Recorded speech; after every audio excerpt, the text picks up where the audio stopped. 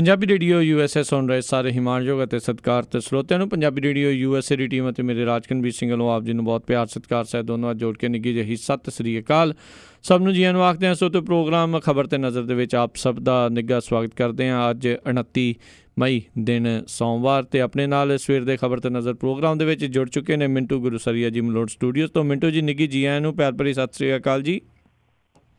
ਸ਼ੁਕਰੀਆ ਜੀ ਰਾਜਕਰਨਵੀਰ ਸਿੰਘ ਜੀ, ਸਾਰਿਆਂ ਨੂੰ ਸਤਿ ਸ੍ਰੀ ਅਕਾਲ।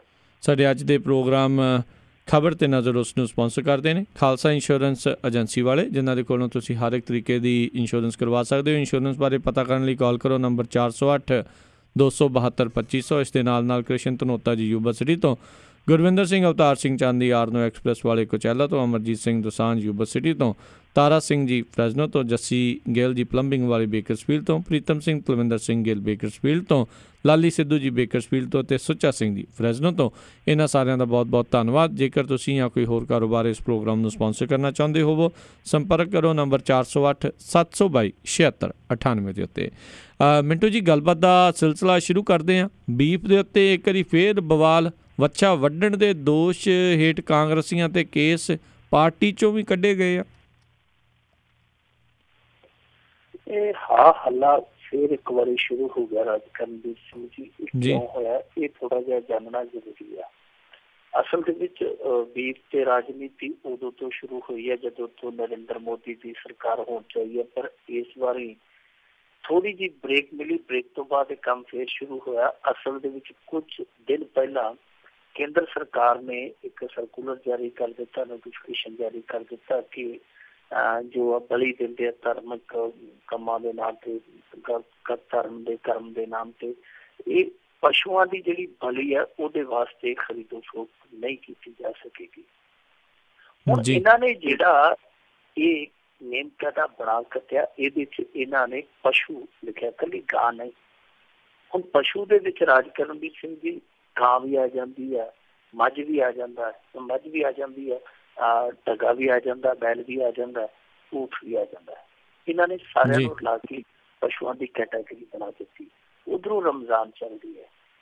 ਹੁਣ ਇਸ ਮੁੱਦੇ ਦਾ ਸਿਆਸੀਕਰਨ ਹੋ ਗਿਆ। ਸਭ ਤੋਂ ਪਹਿਲਾ ਵਿਰੋਧ ਹੋਇਆ ਕੇਰਲ ਦੇ ਵਿੱਚ, ਜਿੱਥੇ ਕਾਂਗਰਸੀਆਂ ਨੇ ਜਨਤਕ ਤੌਰ ਤੇ ਇੱਕ ਵੱਛਾ ਲਿਆ ਕੇ ਵੱਢ ਕੱਟਿਆ। ਉਹਦਾ ਬਹੁਤ ਰੌਲਾ ਪੈ ਗਿਆ, ਵੀਡੀਓ ਸੋਸ਼ਲ ਮੀਡੀਆ ਤੇ ਆ ਗਈਆਂ।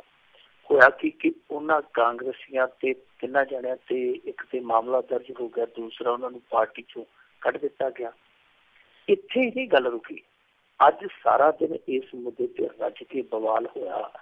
ਬਵਾਲ ਕਿਆ ਕਮਾਲ ਹੋਇਆ ਕਿ ਜਿਹੜਾ ਉੱਥੋਂ ਦਾ ਕੇਰਲ ਦਾ ਕਾਂਗਰਸੀ ਮੰਤਰੀ ਹੈ, ਮੁੱਖ ਮੰਤਰੀ ਹੈ, ਉਹ ਕਹਿੰਦਾ ਜੀ ਕਿ ਅਸੀਂ ਨਾਗਪੁਰ ਤੋਂ ਹੁਣ ਗਾਈਡਲਾਈਨ ਨਹੀਂ ਲੈਣੀ ਕਿ ਕੀ ਖਾਣਾ ਕੀ ਨਹੀਂ, ਇਹ ਸਾਡਾ ਤੈਅ ਨਹੀਂ ਕਰ ਸਕਦੇ ਖਾਣਾ। ਸਾਡੇ ਕੇਰਲ ਦਾ ਇਹ ਵੀ ਹਿੱਸਾ, ਸਾਡੇ ਸੱਭਿਆਚਾਰ ਦਾ, ਸਾਡੀ ਸੰਸਕ੍ਰਿਤੀ ਦਾ, ਅਸੀਂ ਖਾਵਾਂਗੇ ਜੀ। ਉਹਨੇ ਨਾਲ ਇੱਥੋਂ ਤੱਕ ਚੇਤਾਵਨੀ ਦੇ ਦਿੱਤੀ। ਉਹਨੇ ਆਖਿਆ ਕਿ ਜੇ ਕੇਂਦਰ ਸਾਡੇ ਤੇ ਇਸ ਤਰ੍ਹਾਂ ਦਾ ਕੋਈ ਕਾਨੂੰਨ ਥੋਪੂਗੀ ਤੇ ਅਸੀਂ ਇੱਕ ਵੱਖਰਾ ਕਾਨੂੰਨ ਬਣਾ ਦਿਆਂਗੇ ਇੱਥੇ ਆਪਣੇ ਪੱਧਰ ਤੇ, ਉਹ ਕਾਨੂੰਨ ਸਾਡੇ ਤੇ ਲਾਗੂ ਨਹੀਂ ਹੋ ਸਕੇਗਾ। ਉਹਨੇ ਇੱਥੋਂ ਤੱਕ ਚੇਤਾਵਨੀ ਦੇ ਦਿੱਤੀ। ਮਮਤਾ ਬੈਨਰਜੀ ਵੀ ਬੋਲੀ। ਮਮਤਾ ਬੈਨਰਜੀ ਨੇ ਵੀ ਅੱਜ ਕਾਫੀ ਤਿੱਖਾ ਪ੍ਰਤੀਕਰਮ ਦਿੱਤਾ। ਉਹਨੇ ਆਖਿਆ ਕਿ ਮੈਂ ਬੱਕਰੇ ਦਾ ਮੀਟ ਵੀ ਨਹੀਂ ਖਾਂਦੀ, ਪਰ ਮੈਂ ਕਿਸੇ ਦੇ ਮੂੰਹ ਤੇ ਪਲਾਸਟਰ ਨਹੀਂ ਲਾਉਂਗੀ ਕਿ ਤੂੰ ਆਹ ਨਾ ਖਾ, ਤੂੰ ਆਹ ਨਾ ਖਾ। ਕਹਿੰਦੀ ਕਿ ਉਹਨਾਂ ਬੰਦਿਆਂ ਦੇ ਮੂੰਹ ਤੇ ਪਲਾਸਟਰ ਲੱਗਣਾ ਚਾਹੀਦਾ ਜਿਹੜੇ ਲੋਕ ਇਸ ਤਰ੍ਹਾਂ ਦੇ ਨਿਯਮ ਬਣਾਉਂਦੇ। ਇਸ ਤੋਂ ਇਲਾਵਾ ਅੱਜ ਹੋਰ ਵੀ ਕਈ ਨੇਤਾ, ਜਿਨ੍ਹਾਂ ਦੇ ਵਿੱਚ ਖਾਸ ਤੌਰ ਤੇ ਕਾਮਰੇਡਾਂ ਦਾ ਨੇਤਾ ਡੀ ਰਾਜਾ, ਉਹਨੇ ਵੀ ਆਖਿਆ ਜੇ ਨਰਿੰਦਰ ਮੋਦੀ ਦੀ ਸਰਕਾਰ ਇਹੋ ਜਿਹੇ ਫੈਸਲੇ ਵਾਪਸ ਨਹੀਂ ਲੈਂਦੀ ਤੇ ਦੇਸ਼ ਦੇ ਵਿੱਚ ਖਾਨਾ ਜੰਗੀ ਵਾਲਾ ਮਾਹੌਲ ਬਣ ਜਾਊਗਾ। ਪਰ ਇਹਨਾਂ ਸਾਰੇ ਬਿਆਨਾਂ ਦੇ ਉਲਟ ਇੱਕ ਰਾਜਕਰਨਵੀਰ ਸਿੰਘ ਜੀ ਹੋਰ ਵੀ ਬਿਆਨ ਆਇਆ ਜੀ। ਉਸ ਬਿਆਨ ਨੇ ਦੋ ਚੀਜ਼ਾਂ ਤੈਅ ਕੀਤੀਆਂ। ਇੱਕ ਤੇ ਇਹ ਕਿ ਦੇਖੋ ਸਿਆਸਤ ਦਾ ਮੁਹਾਂਦਰਾ ਕਿੰਨਾ ਦੋਗਲਾ ਹੈ। ਦੋਗਲਾ ਕਿਸ ਤਰ੍ਹਾਂ ਕਿ ਇੱਕ ਪਾਸੇ ਇਹ ਪਾਬੰਦੀਆਂ ਆਇਦ ਕਰਦੇ ਪਏ ਆ ਕਿ ਬੀਫ ਅਸੀਂ ਖਾਣ ਨਹੀਂ ਦੇਣਾ। ਦੂਜੇ ਪਾਸੇ ਇਹਨਾਂ ਦਾ ਨੇਤਾ ਮੇਘਾਲਿਆ ਦਾ ਬਰਨਾਰਡ ਮਾਰਕ, ਉਹਨੇ ਅੱਜ ਅਧਿਕਾਰਤ ਤੌਰ ਤੇ ਬਿਆਨ ਜਾਰੀ ਕਰ ਦਿੱਤਾ। ਉਹ ਕਹਿੰਦਾ ਤਗੜੇ ਹੋ ਕੇ ਸਾਨੂੰ ਜਿਤਾਓ, 2018 ਚ ਸੱਤਾ ਤੇ ਬਿਠਾਓ ਤੇ ਰੱਜ ਕੇ ਬੀਫ ਖਾਓ, ਅਸੀਂ ਬੀਫ ਦੇ ਰੇਟ ਘਟਾ ਲਿਆ। ਹੁਣ ਇੱਕ ਪਾਸੇ ਪਾਬੰਦੀਆਂ ਲਾਉਣ ਡਏ ਆ, ਦੂਜੇ ਪਾਸੇ ਵੋਟਾਂ ਲੈਣ ਲਈ ਹੋਕਾ ਦੇਣ ਡਏ ਆ ਕਿ ਸਾਨੂੰ ਤੁਸੀਂ ਸੱਤਾ ਤੇ ਬਿਠਾਓ ਤੇ ਜਿੰਨਾ ਮਰਜ਼ੀ ਖਾਓ। ਇਹ ਤੇ ਉਹ ਗੱਲ ਹੋ ਗਈ ਨਾ, ਇੱਕ ਪਾਸੇ ਚੋਰਾਂ ਨੂੰ ਕਹਿਣਾ ਲੱਗੋ ਤੇ ਦੂਜੇ ਪਾਸੇ ਘਰ ਵਾਲਿਆਂ ਨੂੰ ਕਹਿ ਹੋਣਾ ਕਿ ਜਾਗੋ ਆਏ ਜੇ। ਇਸ ਤਰ੍ਹਾਂ ਦਾ ਦੋਗਲਾ ਪੰਥ ਕੀਤਾ ਜਾ ਰਿਹਾ। ਇੱਕ ਚੀਜ਼ ਇਹ ਤੈਅ ਹੁੰਦੀ ਹੈ ਕਿ ਸਿਆਸਤ ਇੱਥੇ ਹਰੇਕ ਮੁੱਦੇ ਤੇ ਵੋਟਾਂ ਦੀ ਖੇਤੀ ਹੈ ਜਿਹੜੀ ਉਹ ਨਾ ਸਿਰਫ ਉਗਾਉਂਦੀ ਹੈ, ਸਮਾਂ ਆਉਣ ਤੇ ਕੱਟਦੀ ਹੈ। ਦੂਜੇ ਪਾਸੇ ਅੱਜ ਇਹ ਵੀ ਇੱਕ ਚੀਜ਼ ਸਾਫ਼ ਹੋ ਗਈ ਕਿ ਇੱਥੇ ਇਕੱਲੇ ਮੁਸਲਮਾਨ ਬੀਫ ਨਹੀਂ ਖਾਂਦੇ, ਕਿਉਂਕਿ ਜਿਨ੍ਹਾਂ ਨੇ ਕੇਰਲ ਦੇ ਵਿੱਚ ਮੱਛਾ ਵੱਢਿਆ ਉਹ ਕੌਣ ਸਨ? ਉਹ ਮੁਸਲਮਾਨ ਨਹੀਂ ਸੀ, ਉਹ ਕਾਂਗਰਸੀ ਹਿੰਦੂ ਸਨ, ਜਿਨ੍ਹਾਂ ਨੇ ਅੱਜ ਇੱਥੋਂ ਤੱਕ ਕਿਹਾ ਕਿ ਅਸੀਂ ਇਹਨੂੰ ਕਿਸੇ ਵੀ ਮਾਮਲੇ 'ਚ ਕਾਨੂੰਨ ਨੂੰ ਆਪਣੇ ਤੇ ਲਾਗੂ ਨਹੀਂ ਹੋਣ ਦੇਵਾਂਗੇ। ਉਹ ਵੀ ਨਾਨ ਮੁਸਲਿਮ ਲੋਕ ਆ। ਤੇ ਉਹ ਫਿਰ ਕਿਸੇ ਫਾਜ਼ਲ ਨੇ ਜਿਹੜੀ ਚੀਜ਼ ਲਿਖੀ ਸੀ ਨਾ ਉਹ ਸੱਚ ਹੋਈ। ਉਹਨੇ ਆਖਿਆ ਸੀ ਹੁਆ ਹੈ ਬੰਦ तो हो जाए, जान थोड़ी है, ये गोश्त ही तो है भाई, ईमान थोड़ी है, बड़े का गोश्त है आबे हयात तो नहीं, बगैर इसके मुश्किल में जान थोड़ी है, लगी है पाबंदी तो परेशान वो भी है, कबाब के शौकीन सिर्फ मुसलमान थोड़ी है। ਬਿਲਕੁਲ ਬਿਲਕੁਲ ਬਿਲਕੁਲ। ਤੇ ਮਿੰਟੂ ਜੀ ਅਗਲੀ ਆਪਾਂ ਗੱਲ ਕਰੀਏ ਵੀ ਮਣੀਪੁਰ ਦੇ ਮੁੱਖ ਮੰਤਰੀ ਦੇ ਮੁੰਡੇ ਨੂੰ 5 ਸਾਲ ਦੀ ਕੈਦ।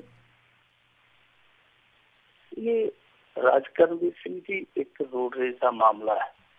ਇਹ 20 ਮਾਰਚ 2011 ਨੂੰ ਇੰਫਾਲ ਦੇ ਵਿੱਚ ਵਾਪਰਿਆ ਸੀ, ਜਿਸ ਦਿਨ ਉਸ ਦਿਨ ਮੇਰੇ ਖਿਆਲ ਦੇ ਨਾਲ ਹੋਲੀ ਸੀ ਤੇ ਹੋਲੀ ਨੂੰ ਮਣੀਪੁਰ ਦੇ ਵਿੱਚ ਯੂਸ਼ਾਂਗ ਕਿਹਾ ਜਾਂਦਾ ਹੈ। ਹੋਲੀ ਨਹੀਂ ਕਿਹਾ ਜਾਂਦਾ, ਯੂਸ਼ਾਂਗ ਦਾ ਦਿਨ ਸੀ ਉੱਥੇ ਮਣੀਪੁਰ ਦੇ ਵਿੱਚ। ਉਸ ਸਮੇਂ ਇਹ ਜਿਹੜਾ ਅੱਜ ਦਾ ਮੁੱਖ ਮੰਤਰੀ ਹੈ ਬੀਰੇਨ ਸਿੰਘ, ਉਸ ਸਮੇਂ ਖੇਡ ਮੰਤਰੀ ਹੁੰਦਾ ਸੀ ਰੋਬੀ ਸਿੰਘ ਦੀ ਸਰਕਾਰ ਦੇ ਵਿੱਚ। ਉਦੋਂ ਇੱਕ ਕਾਂਗਰਸੀ ਸੀ, ਅੱਜ ਇਹ ਭਾਰਤੀ ਜਨਤਾ ਪਾਰਟੀ ਵੱਲੋਂ ਮੁੱਖ ਮੰਤਰੀ ਹੈ। ਇਹਦਾ ਮੁੰਡਾ ਸੀ ਅਜੇ, ਉਹ ਜਾਂਦਾ ਪਿਆ ਸੀ ਅੱਗੇ ਅੱਗੇ, ਜਿਵੇਂ ਬਾਜ਼ਾਰ ਦੇ ਵਿੱਚ ਰੌਂਡੀਆਂ ਮਾਰਦੇ ਆ ਮੁੰਡੇ, ਉਹ ਇਸ ਤਰ੍ਹਾਂ ਰੌਂਡੀਆਂ ਮਾਰ ਨਿਕਲਿਆ ਸੀ। ਪਿੱਛੇ ਇਹ ਮੁੰਡਾ ਜਿਹੜਾ ਬੰਗਲੌਰ ਦੇ ਵਿੱਚ ਪੜ੍ਹਦਾ ਸੀ 18 ਸਾਲਾਂ ਦਾ, ਇਹ ਮੁੰਡਾ ਵੀ ਆਪਣੀ ਆਲਟੋ ਕਾਰ ਤੇ ਜਾਂਦਾ ਪਿਆ ਸੀ 2-3 ਮਿੱਤਰਾਂ ਦੇ ਨਾਲ। ਵਿਚਾਲੇ 2 ਕੁੜੀਆਂ ਜਾਂਦੀਆਂ ਸੀ ਆਪਣੀ ਸਵਾਰੀ ਤੇ, ਉਹ ਵੀ ਹਾਰਨ ਮਾਰਦੀਆਂ ਸੀ, ਇਹ ਵੀ ਹਾਰਨ ਮਾਰਦਾ ਸੀ ਤੇ ਕਿਰਪਾ ਕਰਕੇ ਭਾਈ ਸਾਨੂੰ ਲੰਘ ਜਾਂਦੇ, ਤੂੰ ਤੇ ਬਹੁਤ ਸਲੋ ਜਾਂਦੇ ਆ, ਤੂੰ ਤੇ ਕਈ ਨਜ਼ਾਰੇ ਲੈਣੇ ਆ, ਸਾਨੂੰ ਰਾਹ ਛੱਡਦੇ, ਅਸੀਂ ਗਾਂ ਲੰਘ ਜਾਈਏ ਜੀ। ਜਦੋਂ ਇਸ ਮੁੰਡੇ ਨੇ ਹਾਰਨ ਬਹੁਤੀ ਦਿੱਤੇ ਤੇ ਉਸ ਮੰਤਰੀ ਦੇ ਮੁੰਡੇ ਨੇ ਉੱਤਰ ਕੇ ਇਹਨੂੰ ਗੋਲੀ ਮਾਰਤੀ। ਇੰਨੀ ਗੱਲ ਤੋਂ ਕਿ ਤੂੰ ਹਾਰਨ ਮਾਰ ਕੇ ਮੈਨੂੰ ਪਿਸਟਲ ਕਿਉਂ ਕਰ ਰਿਹਾ ਪਿਆ। ਇਹ ਮੁੰਡਾ ਥਾਈ ਮਰ ਗਿਆ, 18 ਸਾਲ ਦੀ ਉਮਰ ਸੀ, ਨਾਂ ਇਹਦਾ ਸੀ ਰੋਜ਼ਰ। ਰੋਜ਼ਰ ਦੀ ਮੌਤ ਤੋਂ ਬਾਅਦ ਕਿਉਂਕਿ ਇਕਲੌਤਾ ਸੀ, ਇਹਦੇ ਮਾਂ ਪਿਓ ਨੇ ਇਹਦਾ ਮੁਕੱਦਮਾ ਚੁੱਕਿਆ, ਕੇਸ ਚੁੱਕਿਆ। ਉੱਥੇ ਉਦੋਂ ਸੰਘਰਸ਼ ਕਮੇਟੀ ਬਣੀ, ਉਹਨਾਂ ਆਖਿਆ ਸੀ ਲਾਸ਼ ਨਹੀਂ ਉਦੋਂ ਤੱਕ ਲੈਣੀ ਜਦੋਂ ਤੱਕ ਮਾਮਲਾ CBI ਨੂੰ ਨਹੀਂ ਜਾਂਦਾ, ਕਿਉਂਕਿ ਲੋਕਲ ਸਰਕਾਰ ਦੇ ਵਿੱਚ ਹੱਥ ਪੈਂਦਾ ਸੀ। ਉਸ ਸਮੇਂ ਕਾਂਗਰਸ ਦੀ ਸਰਕਾਰ ਸੀ। ਇਸ ਪ੍ਰੋਟੈਸਟ ਤੋਂ ਬਾਅਦ CBI ਕੋਲ ਕੇਸ ਚਲਾ ਗਿਆ। CBI ਨੇ ਇਸ ਮਾਮਲੇ 'ਚ ਚਾਰਜਸ਼ੀਟ ਕੀਤਾ। ਚਾਰਜਸ਼ੀਟ ਕਤਲ ਦੇ ਰੂਪ 'ਚ ਨਹੀਂ ਸਿੱਧੇ ਤੌਰ ਤੇ ਕੀਤਾ ਗਿਆ ਮੰਤਰੀ ਦੇ ਮੁੰਡੇ ਨੂੰ, ਬਲਕਿ ਉਹਨੂੰ ਗੈਰ ਇਰਾਦਤਨ ਹੱਤਿਆ ਦੇ ਮਾਮਲੇ 'ਚ ਨਾਮਜ਼ਦ ਕੀਤਾ ਗਿਆ। ਪਰ ਬਾਵਜੂਦ ਇਸ ਦੇ ਇਹ ਕੇਸ ਜਦੋਂ ਚੱਲਿਆ ਤੇ ਇਸੇ ਚੱਲਦੇ ਕੇਸ ਦੇ ਦੌਰਾਨ ਹੀ ਆ ਪਿੱਛੇ ਜੇ ਹੁਣ ਉਹਦਾ ਦਾ ਲੱਗ ਗਿਆ, ਉਹ ਪਲਟੀ ਮਾਰ ਕੇ ਭਾਰਤੀ ਜਨਤਾ ਪਾਰਟੀ 'ਚ ਆ ਗਿਆ, ਮੁੱਖ ਮੰਤਰੀ ਬਣ ਗਿਆ। ਜਿੱਦਣ ਉਹ ਬਣਿਆ, ਹਾਲਾਂਕਿ ਉਹਦਾ ਮੁੰਡਾ ਜੇਲ੍ਹ 'ਚ ਚਲੇ ਗਿਆ ਕਿਉਂਕਿ CBI ਨੇ ਚਾਰਜਸ਼ੀਟ ਕਰ ਦਿੱਤਾ, ਅਦਾਲਤ ਨੂੰ ਅੰਦਰ ਘੱਲਣਾ ਪਿਆ। ਉਸ ਤੋਂ ਬਾਅਦ ਇਹ ਜਿਹੜਾ ਮੁੱਖ ਮੰਤਰੀ ਬਣਿਆ, ਚੌਥੇ ਦਿਨ ਜਾ ਕੇ ਇਹਨਾਂ ਨੇ ਹਾਈ ਕੋਰਟ 'ਚ ਜ਼ਮਾਨਤ ਲਾ ਦਿੱਤੀ। ਹਾਈ ਕੋਰਟ ਦੇ ਵਿੱਚ ਜਦੋਂ ਜ਼ਮਾਨਤ ਲੱਗੀ, ਕਿਉਂਕਿ ਮੁੱਖ ਮੰਤਰੀ ਬਣ ਗਿਆ ਸੀ ਉਸ ਸਮੇਂ ਉਹਦਾ ਪਿਓ ਮੁੰਡੇ ਦਾ, ਇਹਨਾਂ ਨੂੰ ਪਤਾ ਲੱਗ ਗਿਆ ਕਿ ਹੁਣ ਇਹਨਾਂ ਛੁੱਟ ਜਾਣਾ। ਇਹਨਾਂ ਨੇ ਜਾ ਕੇ ਸੁਪਰੀਮ ਕੋਰਟ 'ਚ ਇੱਕ ਅਰਜ਼ੀ ਦਰਖਾਸਤ ਜਿਹੜੀ ਸੀ ਦਾਇਰ ਕਰ ਦਿੱਤੀ। ਔਰ ਇਸ ਜ਼ਮਾਨਤ ਦੇ ਵਿਰੋਧ ਦੇ ਇਵਜ਼ ਦੇ ਵਿੱਚ ਕੀ ਹੋਇਆ ਉਹ ਬੜਾ ਦਿਲਚਸਪ ਆ।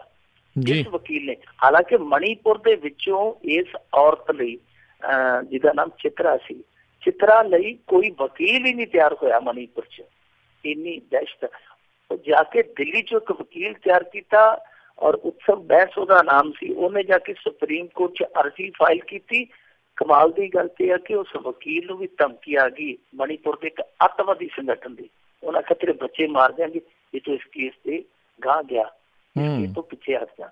ਉਹਨੇ ਆਖਿਆ ਮੇਰਾ ਪੇਸ਼ਾ ਹੈ ਵਕਾਲਤ, ਮੇਰਾ ਈਮਾਨ ਆ, ਮੈਂ ਇਸ ਪੇਸ਼ੇ ਤੋਂ, ਇਸ ਈਮਾਨ ਤੋਂ ਕੰਡ ਨਹੀਂ ਦੇ ਸਕਦਾ। ਉਹ ਬੰਦਾ ਅੜਿਆ ਰਿਹਾ।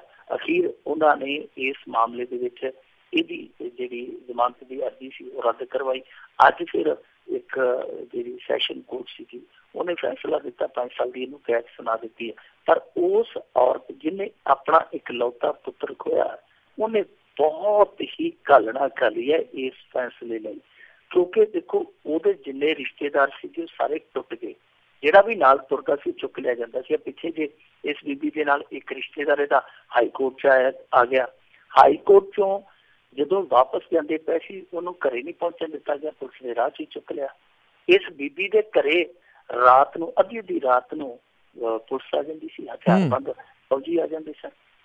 ਤੇ ਐਵੇਂ ਕਿ ਆ ਇੱਥੇ ਕੌਣ ਆਇਆ ਜੀ, ਇੱਥੇ ਕੌਣ ਗਿਆ, ਤੁਸੀਂ ਕਿੱਧਰ ਗਏ ਸੀ, ਤੁਸੀਂ ਉੱਧਰ ਗਏ ਸੀ।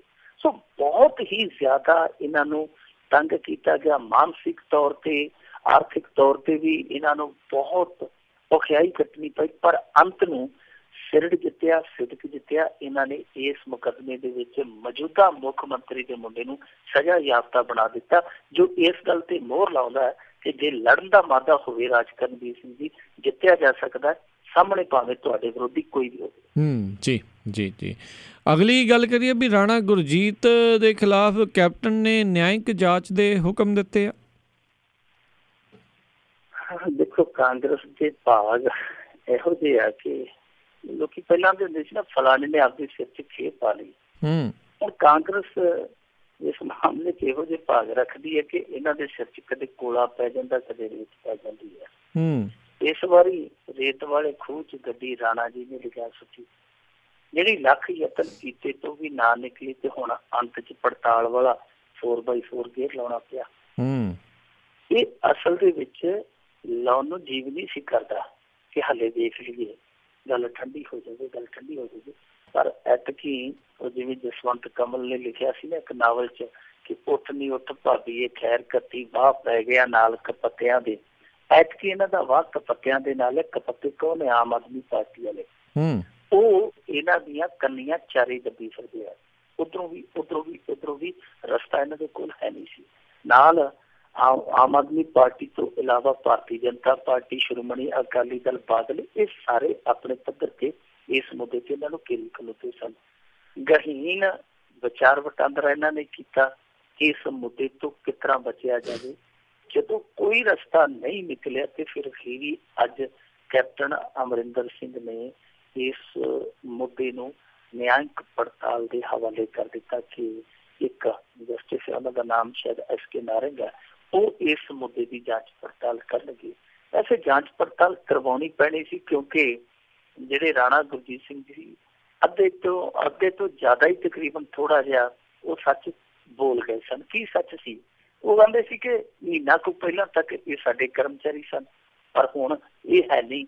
ਤੇ ਜਦੋਂ ਮਹੀਨਾ ਪਹਿਲਾਂ ਦੀ ਉਹਦੀ ਡਿਟੇਲ ਵੇਖੀ ਗਈ, ਉਹੀ ਅਮਿਤ ਬਹਾਦਰ ਉਰਫ ਸਾਹਿਬ ਬਹਾਦਰ, ਜਦੋਂ ਉਹਦੀ ਬੈਂਕ ਡਿਟੇਲ ਵੇਖੀ ਗਈ ਤੇ ਉਹਦੇ ਝੁਕੇ 'ਚ ਸਿਰਫ 4800 ਰੁਪਇਆ ਸੀ ਅਪ੍ਰੈਲ ਦੇ ਮਹੀਨੇ 'ਚ, ਜਦ ਕਿ ਪੂਰੇ ਸਾਲ ਦੇ ਵਿੱਚ ਪਿੱਛੇ ਪੂਰੇ ਸਾਲ ਦੇ ਵਿੱਚ ਉਹਦੀ ਕਦੇ ਵੀ 20,000 ਤੋਂ ਗੁੱਡੀ ਨਹੀਂ ਉੱਤੇ ਚੜੀ। ਸੋ ਇਹ ਆਪਣੇ ਆਪ ਦੇ ਵਿੱਚ ਇੱਕ ਤਸਲੀਮ ਸੀਗਾ ਸੱਚ ਕਿ ਇੱਕ ਮਹੀਨੇ ਦੇ ਅੰਦਰ ਅੰਦਰ ਉਹਨੇ ਰਾਹ ਜਾ ਕੇ ਐਸਾ ਕਿਹੜਾ ਮਾਰਕਾ ਮਾਰ ਲਿਆ। ਹੁਣ ਕਾਂਗਰਸੀ ਇਹ ਸਫਾਈਆਂ ਜ਼ਰੂਰ ਦਿੰਦੇ ਰਹੇ, ਇਹਨਾਂ ਦੇ ਸਮਰਥਕ, ਦੇਖੋ ਜੀ ਬੋਲੀ ਤੋਂ ਬੋਲੀ ਆ, ਭਾਵੇਂ ਕਿਸੇ ਨੇ ਦਿੱਤੀ ਤਾਂ ਪੈਸਿਆਂ ਦੇ ਨਾਲ ਆ, ਪਰ ਗੱਲ ਇਹ ਨਹੀਂ, ਗੱਲ ਤੇ ਝੂਠ ਸੱਚ ਦੀ ਹੈ, ਗੱਲ ਤੇ ਨੈਤਿਕਤਾ ਦੀ ਹੈ ਕਿ ਰਾਣਾ ਗੁਰਜੀਤ ਸਿੰਘ ਨੇ ਇਹ ਸਾਰਾ ਸ਼ੜਯੰਤਰ ਰਚਿਆ ਕਿਉਂ, ਇਹ ਰਚਨਾ ਕਿਉਂ ਪਿਆ। ਸੋ ਇਸ ਮਾਮਲੇ ਦੇ ਵਿੱਚ ਕਾਂਗਰਸ ਕੋਲ ਕੋਈ ਹੋਰ ਰਸਤਾ ਨਹੀਂ ਸੀਗਾ, ਸਾਰੇ ਰਸਤੇ ਬਲੌਕ ਸਨ। ਅੰਤ ਦੇ ਵਿੱਚ ਉਹਨਾਂ ਨੇ ਇਹ ਪੜਤਾਲ ਵਾਲਾ ਰਸਤਾ ਖੋਜਿਆ ਕਿ ਪੜਤਾਲ ਕਰੋ। ਸੋ ਚੰਗੀ ਗੱਲ ਆ, ਇਹਨਾਂ ਦੀ ਵੀ ਜਾਨ ਛੁੱਟੇਗੀ ਕਿ ਇਸ ਰੇਤੀ ਢੇਰੀ ਤੇ ਜਿਹੜੀ ਪੰਜਾਬੀ ਸਿਆਸਤ ਘੇਰੇ ਪ੍ਰਕਰਮਾਂ ਡਈ ਹੈ ਕਰਨਾ, ਉਹਦਾ ਵੀ ਖੜਾ ਛੁੱਟੂ, ਕਿਸੇ ਹੋਰ ਮੁੱਦੇ ਦੇ ਦੁਆਲੇ ਹੋਊਗੀ। ਪਰ ਇਹ ਪੜਤਾਲ ਸੱਚ ਦੀ ਨਿਆਂ, ਇਹ ਲੋਕਾਂ ਨੂੰ ਸੱਚ ਤੇ ਨਿਆਂ ਦਰਸਾਉਣ ਵਾਲੀ ਹੋਵੇ। ਕਿਤੇ ਇਹ ਨਾ ਹੋਵੇ ਜਿਵੇਂ ਆਮ ਤੌਰ ਤੇ ਰਾਜ ਕਰਨਵੀਰ ਸਿੰਘ ਜੀ ਇਸ ਮੁਲਕ ਦਾ ਦਸਤੂਰ ਬਣ ਗਿਆ ਕਿ ਇੱਥੇ ਪੜਤਾਲ ਦੀ ਵੀ ਪਿੱਛੇ ਪੜਤਾਲ ਕਰਾਉਣੀ ਪੈਂਦੀ ਹੈ ਕਿ ਪੜਤਾਲ ਨੇ ਕਿਤੇ ਲੱਡੂਆਂ ਦੀ ਮਾਰੀ ਨੇ ਹੜਤਾਲ ਤੇ ਨਹੀਂ ਕਰ ਲਈ। ਸੋ ਉਹ ਨਹੀਂ ਹੋਣਾ ਚਾਹੀਦਾ। ਜਿਹੜੀ ਵੀ ਇਹ ਪੜਤਾਲ ਇਹਨਾਂ ਨੇ ਹੁਕਮ ਦਿੱਤੇ ਜਾਂਚ ਕਰਵਾਉਣ ਦੀ ਪੜਤਾਲ ਜਿਹੜੀ ਇਹਨਾਂ ਨੇ ਆਰੰਭੀ ਹੈ, 1 ਮਹੀਨੇ ਦੇ ਅੰਦਰ ਅੰਦਰ ਉਸ ਜਸਟਿਸ ਨੂੰ ਕਿਹਾ ਗਿਆ ਉਹਨੇ ਰਿਪੋਰਟ ਦੇਣੀ ਹੈ। ਇਸ ਰਿਪੋਰਟ ਦੇ ਵਿੱਚ ਇਹ ਹੋਣਾ ਚਾਹੀਦਾ ਕਿ ਲੋਕਾਂ ਨੂੰ ਲੱਗੇ ਕਿ ਹਾਂ ਵਾਕਿਆ ਇਹੋ ਸੱਚ ਹੈ, ਜੇ ਰਾਣਾ ਗੁਰਜੀਤ ਸਿੰਘ ਸੱਚਾ ਤੇ ਲੋਕਾਂ ਨੂੰ ਵਾਕਿਆ ਹੀ ਯਕੀਨ ਹੋਵੇ ਕਿ ਠੀਕ ਹੈ, ਸੱਚਾ, ਤੇ ਜੇ ਉਹਦੇ ਚ ਕੁਛ ਹੋਰ ਨਿਕਲਦਾ, ਕੋਈ ਫਰੇਬ, ਛਲ, ਕਪਟ, ਤੇ ਫਿਰ ਲੋਕਾਂ ਨੂੰ ਪਤਾ ਲੱਗ ਜੇ ਕਿ ਕੌਣ ਛਲੀ ਹੈ, ਕੌਣ ਫਰੇਬੀ ਹੈ, ਕੌਣ ਕਪਟੀ ਹੈ, ਤੇ ਉਹਦੇ ਤੇ ਐਕਸ਼ਨ ਕੀ ਹੁੰਦਾ। ਇਹ ਸਭ ਤੋਂ ਵੱਡਾ ਸਵਾਲ ਹੋਏਗਾ ਕਿ ਉਸ ਰਿਪੋਰਟ ਤੇ ਐਕਸ਼ਨ ਕੀ ਹੋਊਗਾ। ਇਹ ਸਾਰਾ ਕੁਛ ਕਰ ਕੇ ਰਿਪੋਰਟ ਨੂੰ ਕਿਸੇ ਥੈਲੇ ਚ ਬੰਦ ਕਰਕੇ ਅਲਮਾਰੀ ਦੀ ਕੁੱਖ ਚ ਦਫਨ ਕਰ ਦੇਣਾ, ਤੇ ਫਿਰ ਤੇ ਸਾਰਾ ਕੰਮ ਹੈ ਜਿਹੜਾ ਉਹ ਪਿੱਛੇ ਹੁੰਦਾ ਹੀ ਆਇਆ। ਉਹ ਫਿਰ ਉਹਦੇ ਨਾਲੋਂ ਚੰਗਾ ਕਿ ਸਿੱਧਾ ਹੀ ਹੱਥ ਝਾੜ ਦੇਣਾ ਕਿ ਭਾਈ ਜਿਵੇਂ ਚੱਲਦਾ ਸਾਨੂੰ ਚਲਾਉਣ ਦਿਓ ਕੰਮ। ਪਰ ਇੱਕ ਵਾਰੀ ਇਹਨਾਂ ਹੈ ਕਿ ਇਹਨਾਂ ਨੇ ਪੜਤਾਲ ਦਾ ਇਹ ਸਿਲਸਿਲਾ ਆਰੰਭ ਕੇ ਜਿਹੜਾ ਬਜਟ ਸੈਸ਼ਨ ਆਉਣਾ ਸੀਗਾ ਉਹਦੇ ਤੋਂ ਥੋੜੀ ਜਿਹੀ ਜਾਨ ਬਚਾ ਲਈ ਆ, ਨਹੀਂ ਤਾਂ ਆਮ ਆਦਮੀ ਪਾਰਟੀ ਨੇ ਇਹਨਾਂ ਦੀ ਚੁੰਡੀਆਂ ਬਹੁਤ ਵੱਢਣੀਆਂ ਜੀ ਜੀ ਜੀ ਜੀ। ਅਗਲੀ ਆਪਾਂ ਮਿੰਟੂ ਜੀ ਗੱਲ ਕਰੀਏ ਵੀ ਕੇਜਰੀਵਾਲ ਪੰਜਾਬ ਪਹੁੰਚੇ ਆ, ਵਲੰਟੀਅਰਸ ਤੇ ਆਗੂਆਂ ਨੂੰ ਸੰਬੋਧਨ ਕੀਤਾ ਤੇ ਕੈਪਟਨ ਨੂੰ ਚੇਤਾਵਨੀ ਦਿੱਤੀ ਹੈ। ਅਰਵਿੰਦ ਕੇਜਰੀਵਾਲ ਕਾਫੀ ਦੇਰ ਬਾਅਦ ਆਏ। ਸਭ ਤੋਂ ਪਹਿਲਾਂ ਤੇ ਉਹਨਾਂ ਨੇ ਆਪਣੇ ਸੰਬੋਧਨ 'ਚ ਪਰੰਪਰਾਗਤ ਮਾਫੀ ਦੀ ਰਵਾਇਤ ਨੂੰ ਅੱਗੇ ਤੋਰਦਿਆਂ ਲੇਟ ਲਤੀਫੀ ਲਈ ਮਾਫੀ ਮੰਗ ਕੇ ਕਿਹਾ ਕਿ ਮੈਂ ਦੇਰ ਕਰਤਾ ਨਹੀਂ, ਦੇਰ ਹੋ ਜਾਂਦੀ ਹੈ। ਉਹਨੇ ਇਹ ਹਵਾਲਾ ਦਿੱਤਾ ਕਿ ਇਲੈਕਸ਼ਨ ਸੀ ਇਸ ਕਰਕੇ ਆ ਨਹੀਂ ਸਕਿਆ। ਚਲੋ, ਲੋਕਾਂ ਨੇ ਸੁਣਿਆ ਔਰ ਬੜੀ ਸ਼ਿੱਦਤ ਦੇ ਨਾਲ ਸੁਣਿਆ। ਅਰਵਿੰਦ ਕੇਜਰੀਵਾਲ ਨੇ ਉਹ ਗੱਲ ਨਹੀਂ ਕੀਤੀ ਜਿਸ ਗੱਲ ਦੀ ਉਡੀਕ ਸੀ ਬੜੇ ਦਿਨਾਂ ਤੋਂ। ਉਹ ਕੀ ਗੱਲ ਸੀ ਕਿ ਕੋਈ ਠੋਸ ਇੱਥੇ ਗੱਲ ਕਰੇਗਾ ਅਰਵਿੰਦ ਕੇਜਰੀਵਾਲ, ਪਰ ਅਰਵਿੰਦ ਕੇਜਰੀਵਾਲ ਨੇ ਉਹੋ ਜਿਹੀ ਕੋਈ ਵੀ ਗੱਲ ਛੇੜੀ ਨਹੀਂ। ਕਮਾਲ ਦੀ ਗੱਲ ਤੇ ਇਹ ਹੈ ਰਾਜ ਕਰਨਵੀਰ ਸਿੰਘ ਜੀ, ਉਹਨੇ ਜਿਹੜਾ ਹਾਰ ਦਾ ਜਿਹੜਾ ਸਾਰਾ ਠੀਕਰਾ ਉਹ ਭਾਨੀ ਰੱਬ ਦੇ ਸੱਤੇ ਦਿੱਤਾ। ਉਹ ਕਹਿੰਦਾ ਜੀ ਰੱਬ ਦੀ ਮਰਜ਼ੀ ਸੀ, ਸਾਡੀ ਪਾਰਟੀ ਨੇ ਕਹਿੰਦਾ ਵਿਰੋਧੀ ਧਿਰ ਚ ਬਹਿਣਾ ਸੀ, ਰੱਬ ਦੀ ਮਰਜ਼ੀ ਹੈ। ਹੁਣ ਕਹਿੰਦਾ ਜੀ ਕਿ ਦੇਖੋ ਇਹ ਹਾਰ ਸਾਡੀ ਪਾਰਟੀ ਦੀ ਨਹੀਂ ਹੋਈ, ਹਾਰ ਤੇ ਲੋਕਾਂ ਦੀ ਉਮੀਦ ਦੀ ਵੀ ਹੋਈ ਹੈ। ਉਹਦੀ ਗੱਲ ਬਿਲਕੁਲ ਸਹੀ ਹੈ ਕਿ ਹਾਰ ਕੱਲੀ ਉਹਨਾਂ ਦੀ ਪਾਰਟੀ ਦੀ ਨਹੀਂ ਹੋਈ, ਵੈਸੇ ਹਾਰ ਕੋਈ ਵੀ ਨਹੀਂ, ਇਹ ਆਪ ਮੰਨੀ ਜਾਣ ਤੇ ਲੱਖ ਵਾਰੀ ਮੰਨੀ ਜਾਣ, ਹਾਰ ਕੋਈ ਨਹੀਂ ਹੋਈ। ਪਰ ਨਤੀਜਾ ਜਿਹੜਾ ਉਹ ਆਸ ਦੇ ਉਲਟ ਆਇਆ ਤੇ ਉਹ ਇਹੋ ਹੀ ਗੱਲ ਕਹਿੰਦਾ ਕਿ ਲੋਕਾਂ ਦੀਆਂ ਉਮੀਦਾਂ ਦੀ ਵੀ ਹਾਰ ਹੋਈ। ਪਰ ਉਹ ਕਹਿੰਦਾ ਕਿ ਜੀ ਇਹ ਸਭ ਕੁਛ ਹੈ ਜਿਹੜਾ ਉਹਦੀ ਮਰਜ਼ੀ ਨਾਲ ਹੈ, ਕਿਉਂਕਿ ਮੈਂ ਤੇ ਕਹਿੰਦਾ ਉੱਤੇ ਵਾਲੇ ਦੇ ਵਿੱਚ ਆਸਥਾ ਰੱਖਦਾ, ਇਹ ਸਭ ਕੁਛ ਉਹਦੀ ਮਰਜ਼ੀ ਨਾਲ ਹੀ ਚੱਲਦਾ ਪਿਆ। ਚਲੋ ਖੈਰ ਠੀਕ ਆ। ਉਹਨਾਂ ਨੇ ਇਹ ਵੀ ਨਾਲ ਗੱਲ ਕਹੀ, ਉਹਨਾਂ ਆਖਿਆ ਕਿ ਦੱਸਦੇ ਲੋਕੀ EVM ਵਿੱਚ ਗੜਬੜੀ ਕੀਤੀ ਗਈ ਹੈ ਤੇ ਅਕਾਲੀ ਕਾਂਗਰਸੀ ਰਲੇ ਹੋਇਆ, ਚੋਣਾਂ ਵਿੱਚ ਪੈਸੇ ਵੀ ਬੜੇ ਵੰਡੇ ਗਏ ਤੇ ਕਿਤੇ ਨਾ ਕਿਤੇ ਸਾਡੇ ਵਿੱਚ ਵੀ ਕੁਛ ਨਾ ਕੁਛ ਕਮੀਆਂ ਰਹੀਆਂ ਨੇ। ਮਤਲਬ ਕਿ ਉਹਨਾਂ ਨੇ ਥੋੜਾ ਜਿਹਾ ਸੰਕੇਤਕ ਇਸ਼ਾਰਾ ਕੀਤਾ, ਜਿੱਦਾਂ ਮਤਲਬ ਕਿ ਨਾ ਮਾਤਰ ਜਿਹਾ ਥੋੜਾ ਜਿਹੀ ਬੰਦਾ ਛੇੜ ਦਿੰਦਾ ਕਿ ਸਾਡੇ ਵਿੱਚ ਵੀ ਕਮੀਆਂ ਰਹੀਆਂ। ਉਹਦਾ ਕੈਪਟਨ ਅਮਰਿੰਦਰ ਸਿੰਘ ਨੂੰ ਚੇਤਾਇਆ ਜ਼ਰੂਰ ਹੈ। ਉਹਨਾਂ ਕਿਹਾ ਕਿ ਕਰਜ਼ਾ ਮਾਫੀ, ਸਮਾਰਟਫੋਨ, ਨੌਕਰੀਆਂ, ਇਹਨਾਂ ਸਾਰੇ ਮੁੱਦਿਆਂ ਤੇ ਤੁਸੀਂ ਲੋਕਾਂ ਨਾਲ ਧੋਖਾ ਕੀਤਾ, ਪਰ ਅਸੀਂ ਤੁਹਾਨੂੰ ਬਚ ਕੇ ਜਾਣ ਨਹੀਂ ਦਿਆਂਗੇ, ਅਸੀਂ ਤੁਹਾਨੂੰ ਕੱਲ੍ਹ ਨੂੰ ਫੜਾਂਗੇ ਜੇ ਤੁਸੀਂ ਇਹ ਸਾਰੀਆਂ ਚੀਜ਼ਾਂ ਤੈਅ ਮੁਤਾਬਕ ਪੂਰੀਆਂ ਨਾ ਕੀਤੀਆਂ, ਲੋਕਾਂ ਦੀਆਂ ਉਮੀਦਾਂ ਤੇ ਖਰੇ ਨਾ ਉਤਰੇ, ਤੇ ਫਿਰ ਅਸੀਂ ਅੰਦੋਲਨ ਕਰਾਂਗੇ।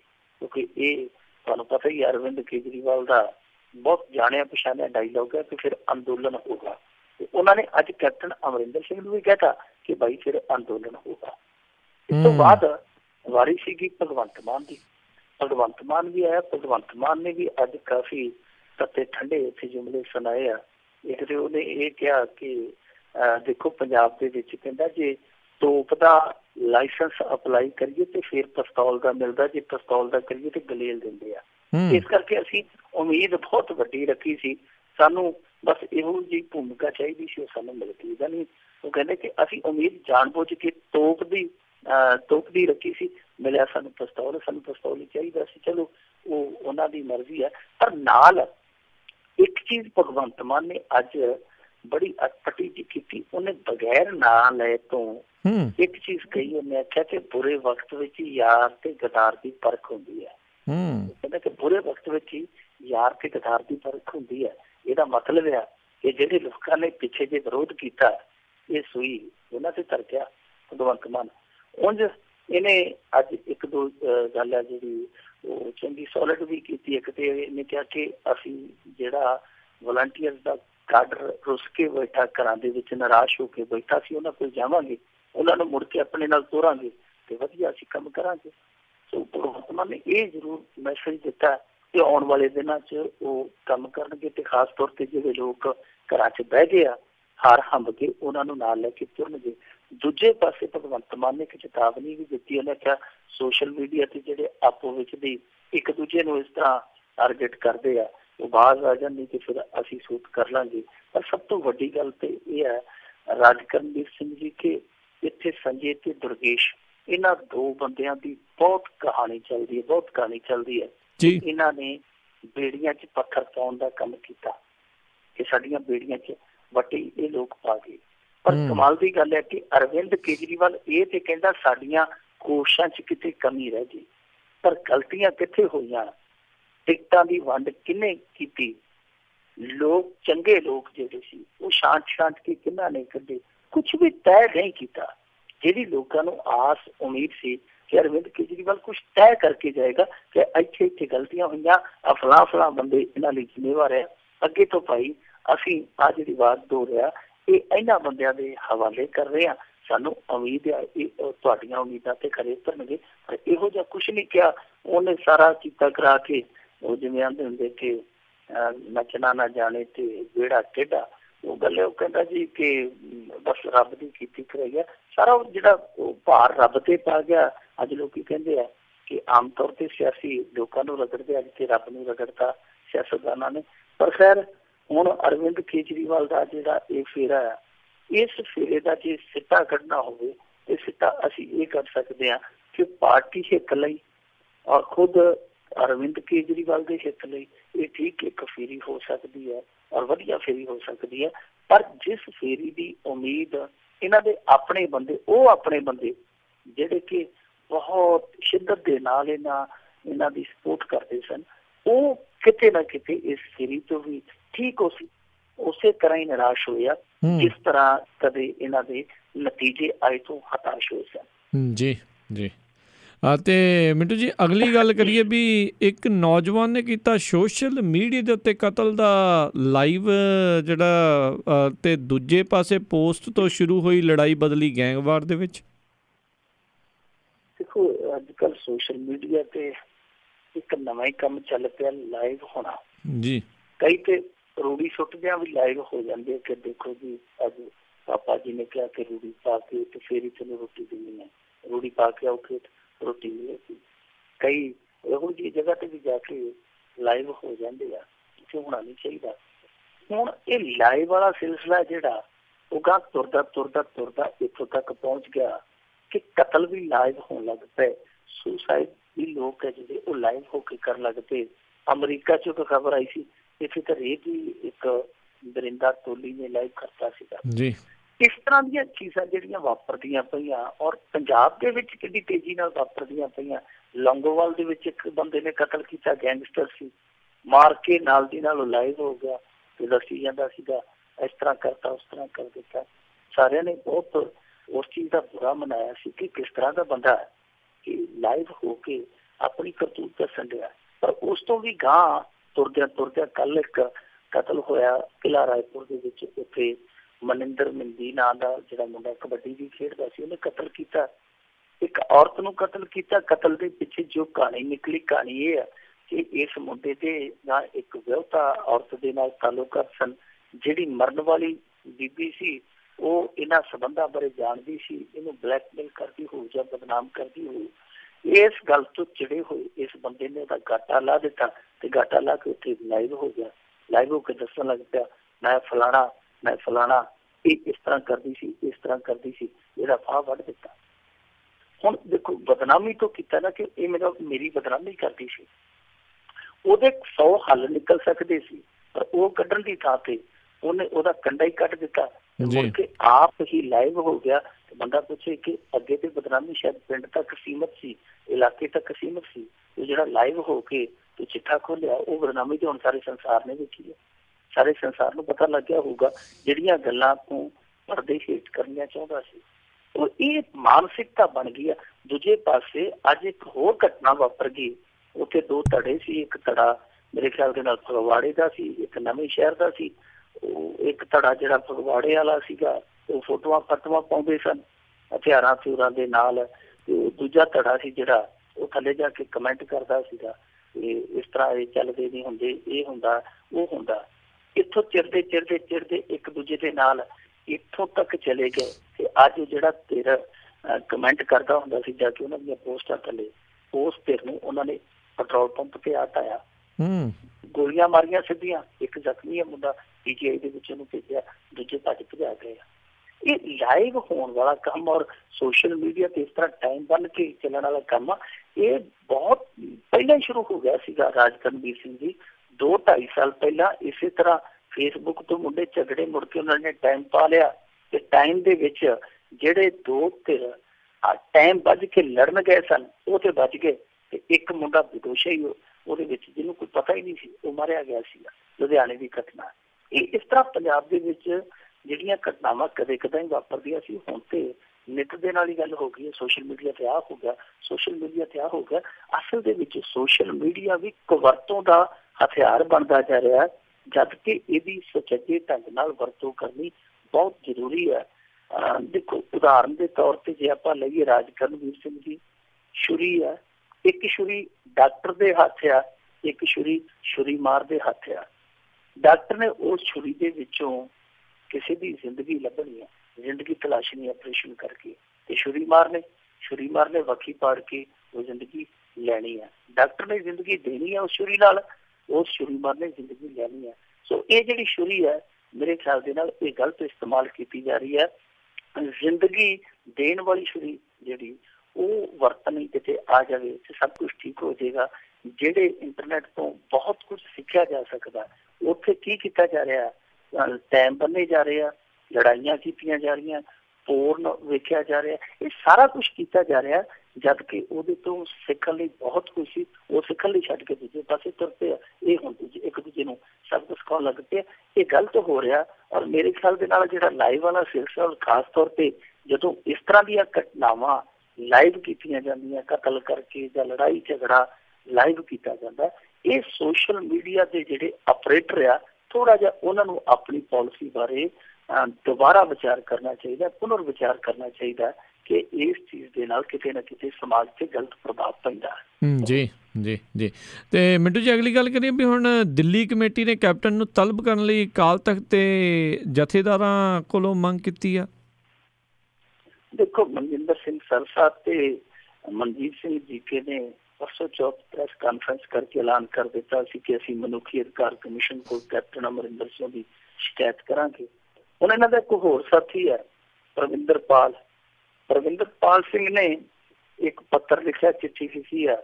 ਉਹਨੇ ਅਕਾਲ ਤਖ਼ਤ ਦੇ ਜਥੇਦਾਰ ਨੂੰ ਚਿੱਠੀ ਲਿਖ ਕੇ ਮੰਗ ਕੀਤੀ ਹੈ ਕਿ ਕੈਪਟਨ ਅਮਰਿੰਦਰ ਸਿੰਘ ਨੂੰ ਤਲਬ ਕੀਤਾ ਜਾਵੇ। ਮਾਮਲਾ ਤੁਹਾਨੂੰ ਪਤਾ ਹੀ ਹੈ ਕਿ ਕੁਝ ਦਿਨ ਪਹਿਲਾਂ ਕੈਪਟਨ ਅਮਰਿੰਦਰ ਸਿੰਘ ਨੇ ਖੁਲਾਸਾ ਕੀਤਾ ਸੀਗਾ ਕਿ 21 ਮੁੰਡੇ ਮੈਂ ਸਰੈਂਡਰ ਕਰਵਾਏ ਸੀ ਵਿੱਚ ਪੈ ਕੇ, ਤੇ ਚੰਦਰ ਸ਼ੇਖਰ ਸਰਕਾਰ ਨੇ ਜਿਹੜੀ ਉਸ ਸਮੇਂ ਸੱਤਾ ਤੇ ਕਾਬਿਲ ਸੀ, ਉਸ ਗੌਰਮੈਂਟ ਨੇ ਉਹ ਮੁੰਡੇ ਮਰਵਾ ਕੇ ਫੇਕ ਐਨਕਾਊਂਟਰ। ਉਸ ਤੋਂ ਬਾਅਦ ਇਹ ਮੁੱਦਾ ਇੱਧਰ ਉੱਤੇ ਸਾਇਲੈਂਟ ਹੋ ਗਿਆ ਕੈਪਟਨ ਅਮਰਿੰਦਰ ਸਿੰਘ ਵੱਲੋਂ। ਇਹਨਾਂ ਨੇ ਇਹ ਮੁੱਦਾ ਚੁੱਕ ਲਿਆ ਤੇ ਚੁੱਕ ਕੇ ਹੁਣ ਪਹਿਲਾਂ ਇਹ ਕਹਿੰਦੇ ਸੀਗੇ ਕਿ ਅਸੀਂ ਮਨੁੱਖੀ ਅਧਿਕਾਰ ਕਮਿਸ਼ਨ ਦੀ ਸ਼ਰਨ 'ਚ ਜਾਵਾਂਗੇ, ਹੁਣ ਉੱਥੋਂ ਇਹ ਅਕਾਲ ਤਖ਼ਤ ਦੀ ਸ਼ਰਨ 'ਚ ਆ ਕੇ ਇਹਨਾਂ ਨੇ ਪੱਤਰ ਲਿਖ ਦਿੱਤਾ ਕਿ ਕੈਪਟਨ ਅਮਰਿੰਦਰ ਸਿੰਘ ਨੂੰ ਤਲਬ ਕੀਤਾ ਜਾਵੇ। ਮਨਜੀਤ ਸਿੰਘ ਜੀਕੇ ਹੋਰਾਂ ਤੇ ਜਿੰਨੇ ਕੋਈ ਸਵਾਲ ਹੋ ਸਕਦੇ ਸੀ ਆਪਾਂ ਉਦੋਂ ਗੱਲ ਵੀ ਕੀਤੀ ਹੈ। ਤੇ ਜਿਹੜੇ ਅੱਜ ਚਿੱਠੀ ਗਈ ਹੈ, ਜੇ ਇਹਦੇ ਬਾਰੇ ਆਪਾਂ ਗੱਲ ਕਰੀਏ ਸੰਖੇਪ ਦੇ ਵਿੱਚ ਮੁਕਤਸਰ ਜੇ ਗੱਲ ਕਰਨੀ ਹੋਵੇ ਤੇ ਇਹ ਆ ਕਿ ਇਹੋ ਜਿਹੀ ਚਿੱਠੀ ਜੇ ਕਾਂਗਰਸੀਆਂ ਨੇ ਲਿਖ ਦਿੱਤੀ ਤੇ ਨਾਲ ਹਵਾਲਾ ਦੇ ਦਿੱਤਾ ਕਿ ਜਦੋਂ KPS ਗਿੱਲ ਨੇ 2015 ਦੇ ਵਿੱਚ ਆਪਣੀ ਕਿਤਾਬ ਲਿਖੀ ਹੈ ਦਾ ਪਰਮਾਉਂਟ ਕੌਪ, ਉਹਦੇ ਸਫੇ 210 ਤੇ 211 ਤੇ ਜਿਹੜਾ ਉਹਨੇ ਜ਼ਿਕਰ ਕੀਤਾ ਸੀ ਕਿ ਜਿਸ ਸਮੇਂ ਪੰਜਾਬ ਦੇ ਵਿੱਚ ਹਨੇਰੀ ਵਗਦੀ ਪਈ ਸੀ, ਉਸ ਸਮੇਂ ਪ੍ਰਕਾਸ਼ ਸਿੰਘ ਬਾਦਲ ਰਾਤ ਨੂੰ ਮੇਰੇ ਨਾਲ ਟੇਬਲ ਤੇ ਆ ਕੇ ਬਹਿ ਕੇ ਸਲਾਹ ਕਰਦਾ ਹੁੰਦਾ ਸੀ, ਗੰਭੀਰ ਵਿਚਾਰਾਂ ਕਰਿਆ ਕਰਦਾ ਸੀ ਇਸ ਸੰਕਟ ਚੋਂ ਪੰਜਾਬ ਨੂੰ ਕੱਢੀਏ ਕਿਵੇਂ ਇਹਦਾ ਹੱਲ ਹੋ ਸਕਦਾ। ਜੇ ਉਸ ਬਿਨਾਂ ਤੇ ਇਹਨਾਂ ਚੋਂ ਕਿਸੇ ਨੇ ਚਿੱਠੀ ਲਿਖ ਦਿੱਤੀ ਕਿ ਉਸ ਪ੍ਰਕਾਸ਼ ਸਿੰਘ ਬਾਦਲ ਨੂੰ ਪੁੱਛੋ ਕਿ ਦਿਨੇ ਉਹ ਭੋਗਾ ਤੇ ਜਾਂਦਾ ਸੀ ਤੇ ਰਾਤ ਨੂੰ ਟੇਬਲ ਤੇ ਕੀ ਲੈਣ ਜਾਂਦਾ ਸੀ, ਤੇ ਟੇਬਲ ਵੀ ਉਹਨਾਂ ਲੋਕਾਂ ਦਾ ਜਿਨ੍ਹਾਂ ਦੇ ਨਾਂ ਇਹ ਗੱਲਾਂ ਲੱਗਦੀਆਂ ਸੀ ਕਿ ਭੋਗ ਪਵਾਉਣ ਲਈ ਉਹ ਆ। ਜਿਨ੍ਹਾਂ ਦੇ ਭੋਗਾਂ ਤੇ ਜਾਂਦੇ ਸੀ ਉਹਨਾਂ ਦੇ ਭੋਗ ਹੀ ਉਹ ਲੋਕ ਪਾਉਂਦੇ ਸੀ। ਤੇ ਫਿਰ ਇਹਨਾਂ ਨੂੰ ਗੱਲ ਨਹੀਂ ਆਉਣੀ, ਇਹਨਾਂ ਨੂੰ ਭੱਜਿਆ ਰਾਹ ਨਹੀਂ ਲੱਭਣਾ, ਕਿਉਂਕਿ ਇਸ ਗੰਢੇ ਚੋਂ ਜੇ ਛਿੱਲਾਂ ਉਤਰੀਆਂ ਤੇ ਅੰਤ ਦੇ ਵਿੱਚ ਜੋ ਗੰਢੇਲ ਨਿਕਲਣਾ ਹੈ, ਉਸ ਗੰਢੇਲ ਤੇ ਬਹੁਤ ਸਾਰੇ ਲੋਕਾਂ ਦੀ ਤਸਵੀਰ ਨਿਕਲੇਗੀ ਜਿਹੜੇ ਅੱਜ ਪਰਦਾਪੋਸ਼ੀ ਕਰਕੇ ਆਪਣੀ ਸਿਆਸਤ ਨੂੰ ਰੇੜਦੇ ਪਏ ਆ। ਜੀ ਜੀ। ਤੇ ਮਿੰਟੂ ਜੀ, ਜਾਂਦੇ ਜਾਂਦੇ ਆਪਾਂ ਗੱਲ ਕਰ ਲਈਏ ਵੀ ਆਖਰ ਸੁਲਝਿਆ ਬੂੰਦ ਸੁੱਟਣ ਵਾਲੇ ਰੁੱਖ ਦਾ ਕਹਿੰਦੇ ਭੇਤ?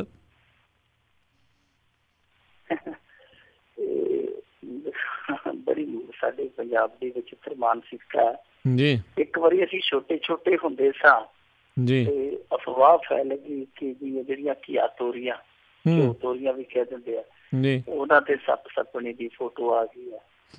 ਉਹ ਲੀਕਾਂ ਦੀਆਂ ਐਸਾ ਭਰਮ ਪਾਇਆ ਕੋਈ ਉਹ ਸਬਜ਼ੀ ਨਹੀਂ ਸੀ ਰਹਿੰਦਾ। ਮੇਰੇ ਖਿਆਲ ਦੇ ਨਾਲ ਕਿਸੇ ਦੇ ਘਰ ਉਹ ਸਬਜ਼ੀ ਨਹੀਂ ਸੀ ਰਿੱਧੀ ਜਾਂਦੀ ਉਹਨਾਂ ਦਿਨਾਂ ਦੇ ਵਿੱਚ ਘੀਆ ਤੋਰੀ ਦੀ। ਫਿਰ ਹਾਰ ਕੇ ਜਾਗਰੂਕ ਲੋਕਾਂ ਵੱਲੋਂ ਲੰਗਰ ਲਾਉਣੇ ਪਏ ਘੀਆ ਤੋਰੀ ਦੇ। ਫਿਰ ਉਹ ਗਣੇਸ਼ ਮੂਰਤੀਆਂ ਵਾਲਾ ਨਿਕਲਿਆ ਸੀ, ਛੋਟੇ ਛੋਟੇ ਹੁੰਦੇ ਸਾਂ ਕਿ ਮੂਰਤੀਆਂ ਦੁੱਧ ਪੀਣ ਲੱਗ ਪਈਆਂ ਤੇ ਲੋਕਾਂ ਨੇ ਦੁੱਧ ਨਾਲੀਆਂ ਚ ਰੋੜ ਕੇ ਵੱਟ ਕੱਢ ਦਿੱਤੇ। ਫਿਰ ਦੂਸਰਾ ਜੋ ਆ ਪਿੱਛੇ ਜੇ ਇੱਕ ਅੰਨ੍ਹੀਆਂ ਵਾਲਾ ਨਲਕਾ ਬੜਾ ਮਸ਼ਹੂਰ ਹੋਇਆ ਸੀ।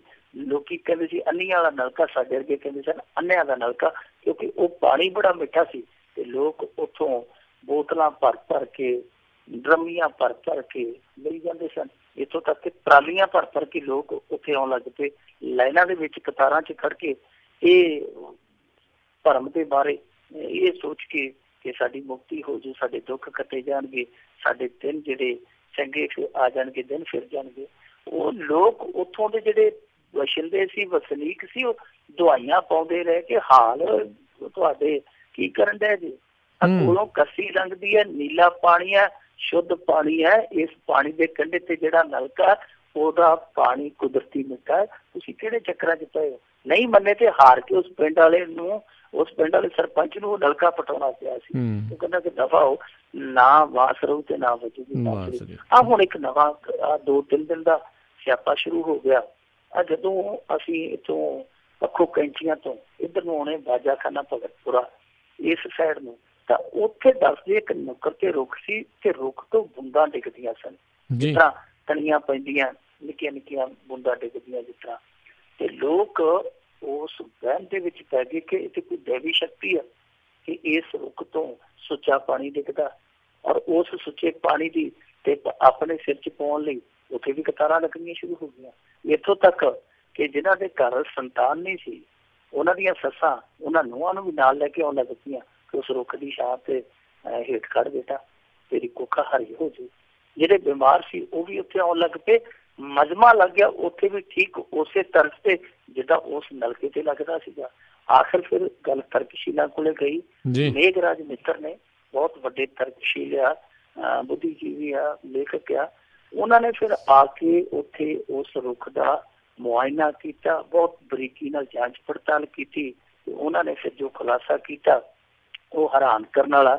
ਉਹ ਖੁਲਾਸਾ ਇਹ ਸੀ, ਉਹਨੇ ਆਖਿਆ ਕਿ ਇਸ ਰੁੱਖ ਤੇ ਕਿਸੇ ਵੀ ਅਵਤਾਰ ਦੀ ਕਿਰਪਾ ਨਹੀਂ ਹੋਈ, ਕਿਸੇ ਦੀ ਦਿਵ ਦ੍ਰਿਸ਼ਟੀ ਨਹੀਂ ਪਈ, ਕੋਈ ਇਹਦੇ 'ਚ ਚਮਤਕਾਰ ਨਹੀਂ ਹੋਇਆ। ਅਸਲ ਦੇ ਵਿੱਚ ਹੋਇਆ ਇਹ ਆ ਕਿ ਇਹਨੂੰ ਇੱਕ ਵਿਸ਼ੇਸ਼ ਕਿਸਮ ਦਾ ਟਿੱਡਾ ਪੈ ਗਿਆ ਤੇ ਜਿਹੜੀਆਂ ਬੂੰਦਾਂ ਤੁਸੀਂ ਸਿਰ 'ਚ ਪਵਾਈ ਜਾਂਦੇ ਹੋ, ਤੁਸੀਂ ਲੱਪ 'ਚ ਪਵਾਈ ਜਾਂਦੇ ਹੋ, ਉਹ ਅਸਲ ਦੇ ਵਿੱਚ ਉਹ ਟਿੱਡੇ ਦਾ ਪਿਸ਼ਾਬ ਡਿੱਗਦਾ। ਤੇ ਤੁਸੀਂ ਮਾੜੀ ਮੋਟੀ ਸੁਰਤ ਕਰੋ, ਮਾੜੀ ਮੋਟੀ ਅਕਲ ਕਰੋ, ਘਰਾਂ ਨੂੰ ਜਾਓ। ਸੋ ਜਦੋਂ ਫਿਰ ਮੇਘਰਾਜ ਮਿੱਤਰ ਨੇ ਯਕੀਨ ਦਿਵਾਇਆ ਤੇ ਲੋਕ ਬੜੇ ਨਿਰਾਸ਼ ਹੋ ਕੇ, ਬੜੇ ਹਤਾਸ਼ ਹੋ ਕੇ ਚਲੇ ਗਏ। ਪਰ ਇਹ ਅੱਜ ਦੇ ਦੌਰ ਦੀ ਮਾਨਸਿਕਤਾ ਦਾ ਇੱਕ ਹੋਰ ਨਜ਼ਾਰਾ ਹੈ ਕਿ ਸਾਡੇ ਲੋਕ ਹਾਲੇ ਵੀ ਬਹੁਤ ਪਿੱਛੇ ਆ ਕਿ ਕਦੋਂ ਨਾਲ ਰਲਣਗੇ ਸਮੇਂ ਦੇ, ਇਹ ਉਹਨਾਂ ਤੇ ਡਿਪੈਂਡ ਕਰਦਾ। ਪਰ ਹਾਲ ਦੀ ਘੜੀ ਅਸੀਂ ਕਹਿ ਸਕਦੇ ਹਾਂ ਕਿ ਕੰਧਾਂ ਤੋਂ ਕੈਲੰਡਰ ਬਦਲੇ ਗਏ ਆ। 21ਵੀਂ ਸਦੀ 'ਚ ਅਸੀਂ ਉਹ ਪਹੁੰਚ ਗਏ ਕੈਲੰਡਰਾਂ 'ਚ, ਪਰ ਜਿਹੜੀ ਮਾਨਸਿਕਤਾ ਉਹ ਸਾਡੀ ਹਾਲੇ ਪਿੱਛੇ ਹੀ ਖੜੀ ਹੈ। ਜੀ ਉੱਥੇ ਹੀ ਆ। ਤੇ ਬਹੁਤ ਬਹੁਤ ਤੁਹਾਡਾ ਧੰਨਵਾਦ ਕਰਦੇ ਮਿੰਟੂ ਜੀ, ਤੁਸੀਂ ਸਾਡੇ ਨਾਲ ਜੁੜੇ, ਇਹਨਾਂ ਖਬਰਾਂ ਬਾਰੇ ਸਾਨੂੰ ਵਿਸਤਾਰ ਦੇ ਵਿੱਚ ਜਾਣਕਾਰੀਆਂ ਦਿੱਤੀਆਂ। ਅਗਲੀ ਵਾਰ ਤੱਕ ਲਈ ਬਹੁਤ ਬਹੁਤ ਧੰਨਵਾਦ, ਬੜੀ ਮਿਹਰਬਾਨੀ, ਸਤਿ ਸ੍ਰੀ ਅਕਾਲ। ਤੇ ਸਰੋਤਿਓ ਇੱਥੇ ਹੀ ਸਾਡਾ ਅੱਜ ਦਾ ਇਹ ਪ੍ਰੋਗਰਾਮ ਖਬਰ ਤੇ ਨਜ਼ਰ ਉਹ ਵੀ ਹੁਣ ਸਮਾਪਤ ਹੈ। ਹੁਣ ਮੈਨੂੰ ਰਾਜਕਨਵੀਰ ਸਿੰਘ ਨੂੰ ਵੀ ਇਜਾਜ਼ਤ ਦਿਓ। ਮੇਰੇ ਵੱਲੋਂ ਵੀ ਤੁਹਾਨੂੰ ਸਾਰਿਆਂ ਨੂੰ ਬਹੁਤ ਪਿਆਰ ਸਤਿਕਾਰ ਸਹਿਤ ਦੋਨੋਂ ਅੱਜ ਜੋੜ ਕੇ ਨਿੱਘੀ ਜਿਹੀ ਸਤਿ ਸ੍ਰੀ ਅਕਾਲ। ਜਿੰਨੇ ਵਾਸਤੇ ਰਹੋ, ਹੱਸਦੇ ਖੇਲਦੇ ਰਹੋ ਤੇ ਸੁਣਦੇ ਰਹੋ ਪੰਜਾਬੀ ਰੇਡੀਓ USA।